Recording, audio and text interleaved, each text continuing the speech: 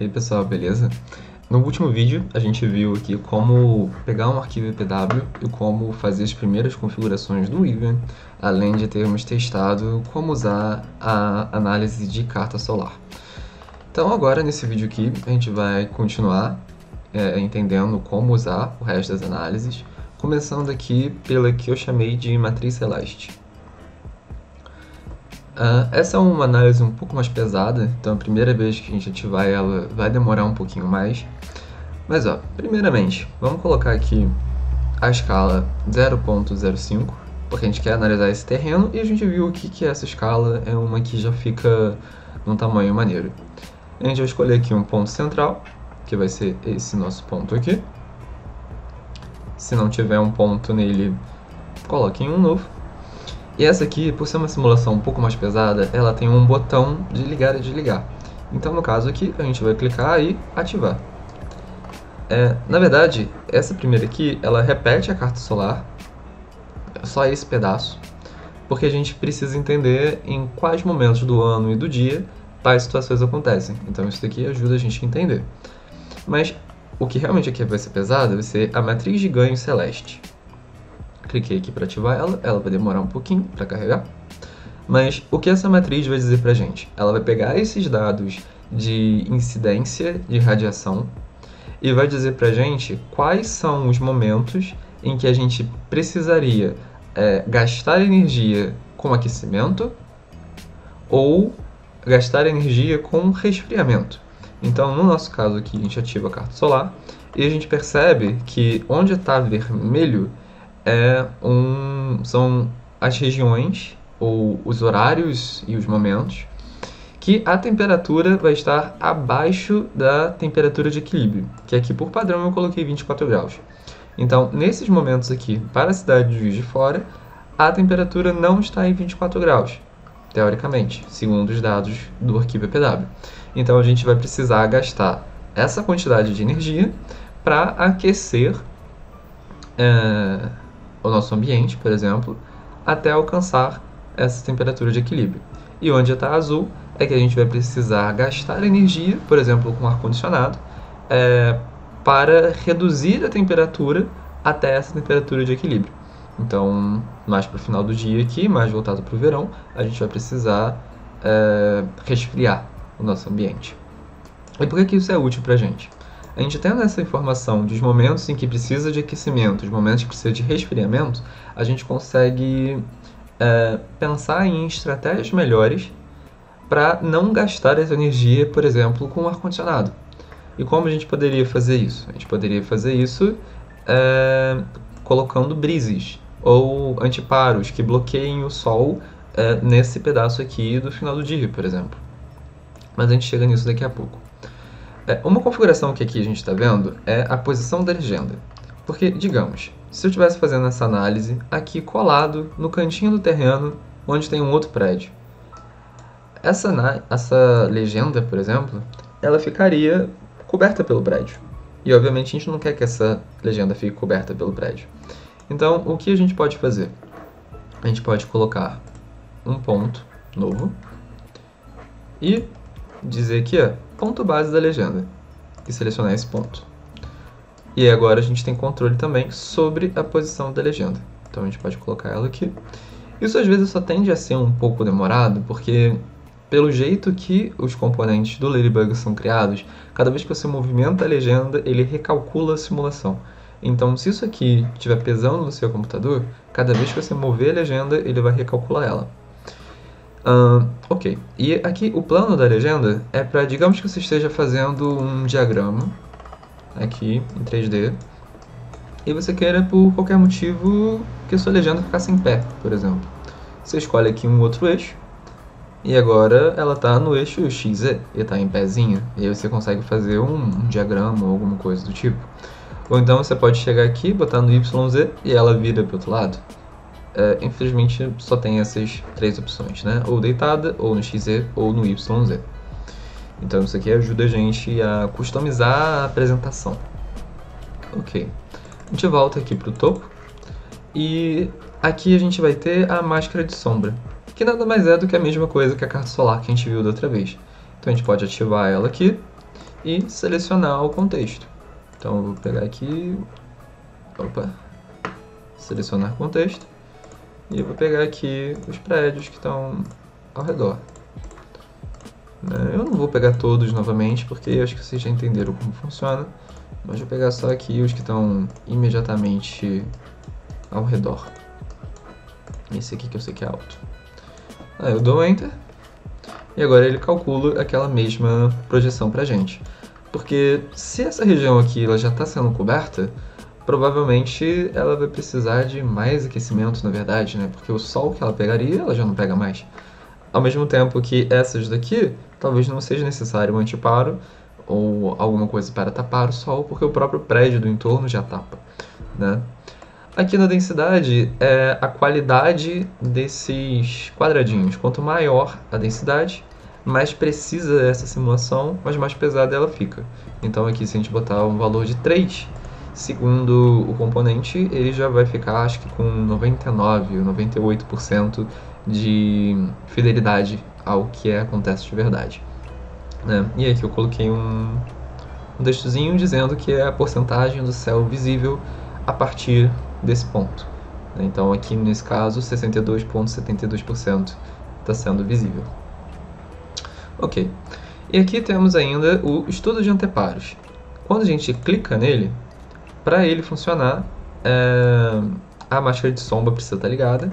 E agora ele está tratando como se a gente estivesse vendo a fachada de um edifício. Então esse negócio aqui que ele cobriu é como se esse ponto estivesse na lateral de um prédio e essa cobertura é a própria parede. Então não está batendo sol nele ali.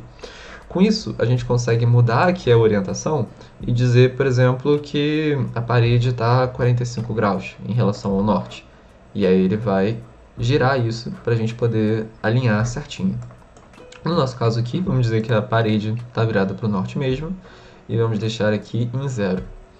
E que para cobrir essa zona aqui, que eu não quero que pegue sol, eu tenho algumas opções. Eu posso fazer um anteparo horizontal, ou seja, uma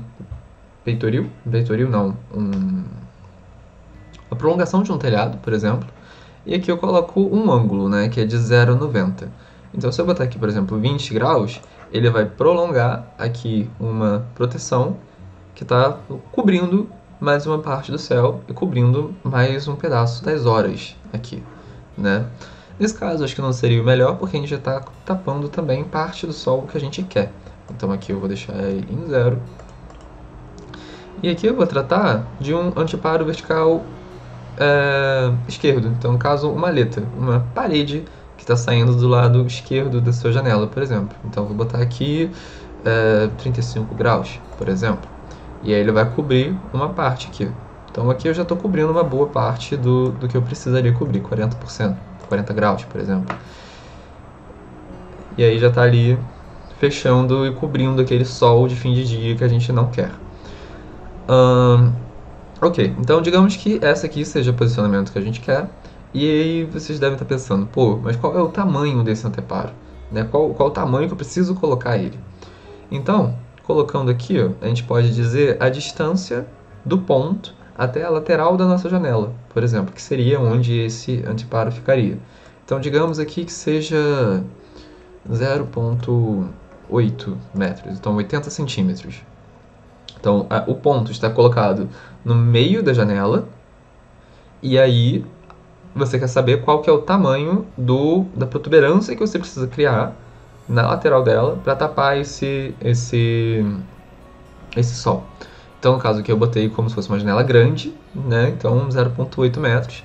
Ele vai me dizer aqui que essa aleta vertical, essa protuberância, tem que ter 0,67 metros para tapar esse sol.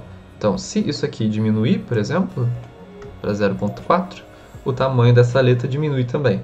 Então, o que significa que janelas menores tendem a ser mais fáceis de serem controladas a entrada de iluminação, né? Isso serve para estudos iniciais, né? Para fazer o estudo de fato, talvez seja necessário mais cálculos, mas com isso daqui você já consegue ter uma noção de, nossa, essa janela está grande demais para ficar nessa fachada, porque eu não consigo fazer uma aleta de, por exemplo, 2 metros, dependendo do lugar. Então isso já dá uma noção o esboço inicial do projeto, né?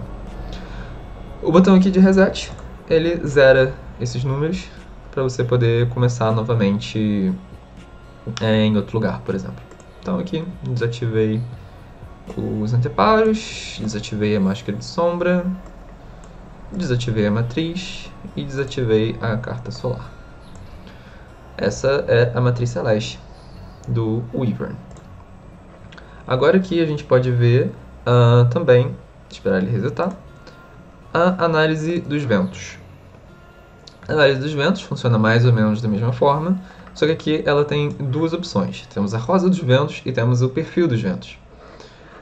Vou pegar aqui primeiro o ponto central, vou escolher esse daqui, e vou ativar aqui a rosa dos ventos. A rosa dos ventos tem um certo problema de que ela normalmente não é muito útil quando você está em um contexto urbano assim, já modelado, porque a gente não tem controle sobre a escala dela. Então se você coloca ela no lugar do seu terreno, vai acontecer isso que está acontecendo aqui no meu. Você não vai conseguir ver ela direito. Então a gente pega ela aqui e faz o estudo sem levar em consideração o contexto, porque na realidade ela não leva, né? Então se você vai ter aqui as frequências do vento e a velocidade dela. Com isso aqui em mente, você mesmo vai ter que pegar e ver como isso influencia no seu terreno, por exemplo. Ok. Então, cada quadradinho desse aqui representa uma porcentagem da frequência. Então, podemos ver aqui que, por exemplo, o vento predominante em Juiz de Fora, ele vem do nordeste, né? Com velocidades relativamente baixas, né? E a gente consegue fazer isso também em determinada período do ano, né? Então, a gente pode ver, por exemplo, aqui no verão. E aí ele diminui o tamanho de acordo com a quantidade de frequências. É disso que eu digo que a gente não tem controle do tamanho dele. A depender da quantidade de horas analisadas, ele vai mudar de tamanho. Então aqui verão, primavera, inverno. E temos aqui a opção de avançado. Essa opção de avançado permite que a gente escolha o período preciso que a gente quer analisar. Então, desde as horas iniciais e finais, dia inicial, dia final, mês inicial, mês final. Essa análise avançada tem em todos as análises que tiverem esse controle temporal, né? Então aqui a gente volta para o ano todo. E aqui na quantidade de direções, a gente é literalmente a quantidade de direções. Então aqui são 8 direções. Se eu mudasse para 16, por exemplo, ele iria dividir melhor a nossa rosa dos ventos e ter uma precisão maior da direção. Então se eu botasse aqui 36, ele ia dividir mais ainda. E a gente saberia precisamente a direção que o vento vem. Mas por padrão é em 8, porque você fazer essa distinção tão precisa acaba sendo um pouco complicado, né? Então a gente deixa aqui por padrão em 8. Se for necessário, a gente aumenta essa quantidade.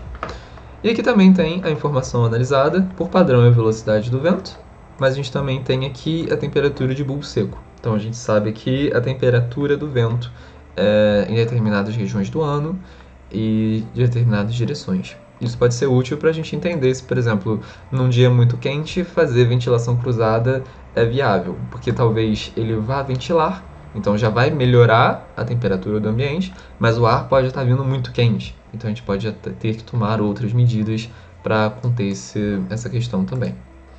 E aqui o condicional é para a gente filtrar a informação. Então, digamos que eu queira saber somente os ventos maiores do que 20 graus Celsius, por exemplo. Então, eu boto A maior do que 20. E aí, dá o OK aqui. E aí ele já vai fazer... vai filtrar, né, a informação para só os momentos que tiver essa condicional. Nesse código aqui está faltando, mas ele vai ter um botão de resetar também, esse condicional. O ponto central, ok. E aqui a gente vai ter também o perfil dos ventos. Então a gente vai selecionar aqui, selecionar o mesmo ponto, dei ok, e eu vou ativar. O perfil dos ventos a gente vê aqui na perspectiva mesmo. e a gente vê ele... Opa!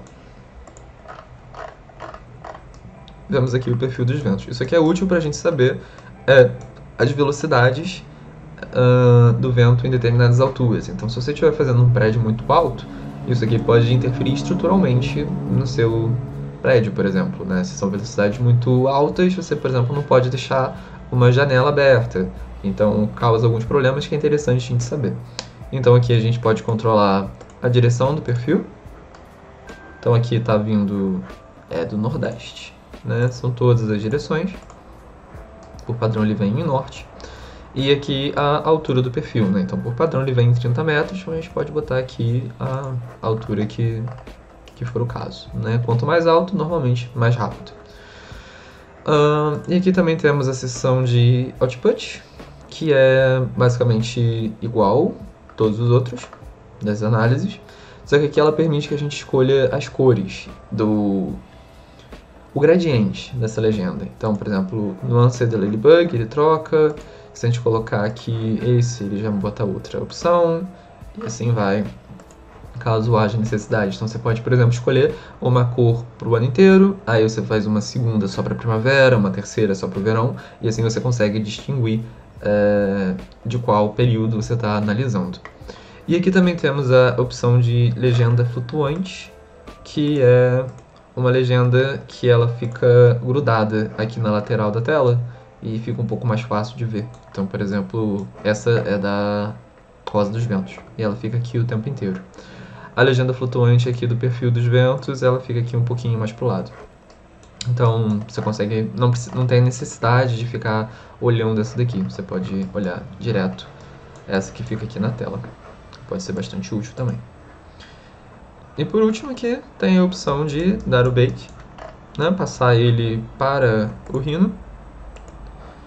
A única questão que se mantém é que os textos, por erro dessa nova versão do Elefront, eu acredito, não está sendo transferido para o Rhino. Então, isso é uma questão também.